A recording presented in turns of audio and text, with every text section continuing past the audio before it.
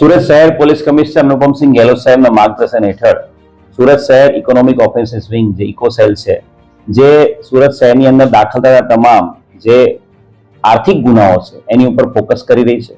અને આ જ અનુસંધાને સુરત શહેર ઇકોનોમિક ઓફેન્સ વિંગ દ્વારા એક ખૂબ મોટી સફળતા જમીનના કેસમાં છેતરપિંડી કરવાના ઈરાદે જે મૂળ એકાઉન્ટો ખોલી નાખનારા જે કર્મચારીઓ છે, બેંકના કર્મચારીઓ, અને સાથે મૂળ એકાઉન્ટ ખોલવા માટે જે સિમ કાર્ડ આપનાર જે સર્વિસ પ્રોવાઈડર છે એની ધરપકડ કરવામાં આવી છે. બનાવની જો હકીકત કહીએ તો એક આરોપી છે રવિકુમાર કોલડિયા.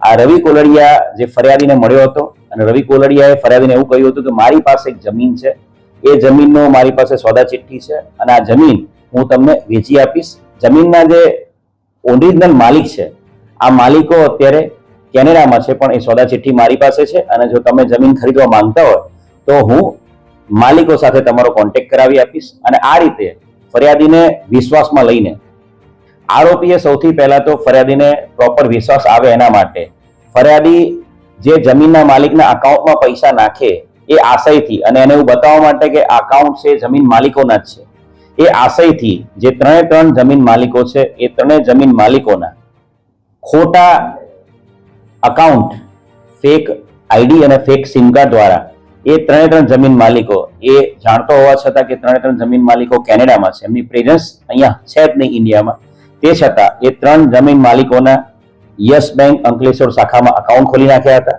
અને એ અકાઉન્ટ ખોલવામાં જે યસ બેંકના એના કર્મચારીઓ છે એમણે મદદ કરી હતી.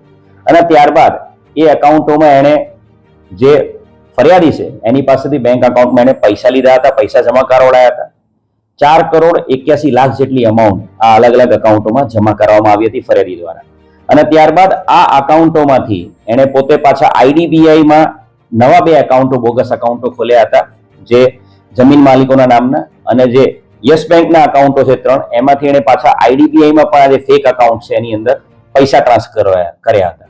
કુલ મળીને 4,81,00,000 રૂપિયા એ આ અલગ અલગ જે ડમી એકાઉન્ટો, મ્યુલ એકાઉન્ટો જે બન્યા હતા, જે જમીન માલિકો છે જે કેનેડામાં હતા એમના, એ એકાઉન્ટોમાં પૈસા ગયા હતા અને તમામ પૈસા છે એ આ રવિ કોલડિયાએ પૈસા એના હડપ કરી લીધા હતા. ફરિયાદીની ફરિયાદના આધારે આ સમગ્ર બનાવ અનુસંધાને ગુનો દાખલ કરવામાં આવ્યો છે.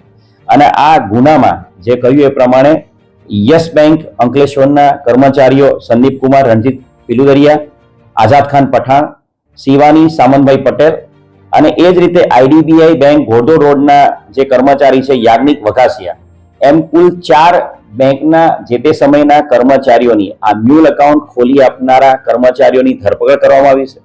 અને સાથે સાથે આ જે બોનાફાઇડ જમીન માલિકો છે એમના ફેક સિમ કાર્ડ બનાવી આપનાર જે વોડાફોન કંપનીના ડિસ્ટ્રીબ્યુટર એજન્સીનો જે ચલાવતો હતો સંજય ધંધુકિયા, એને પણ ધરપકડ કરવામાં આવી છે. કુલ 5 આરોપીની ધરપકડ આ ગુનાના કામે કરવામાં આવી છે.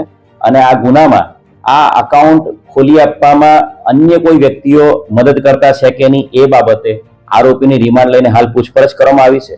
યસ બેંક અને આઈડીબીઆઈ બેંક બંને બેંકના જે તમામ જે સિનિયર મેનેજર્સ ને એ બધા છે એમની પણ હાલ પૂછપરછ કરવામાં આવી રહી છે, જેથી કરીને આ અકાઉન્ટ ખોલી આપવા પાછળ જે આરોપીને મદદ કરનાર અન્ય કોઈ વ્યક્તિ પણ જો સામેલ હોય તો એની ભવિષ્યમાં ધરપકડ કરવામાં આવશે.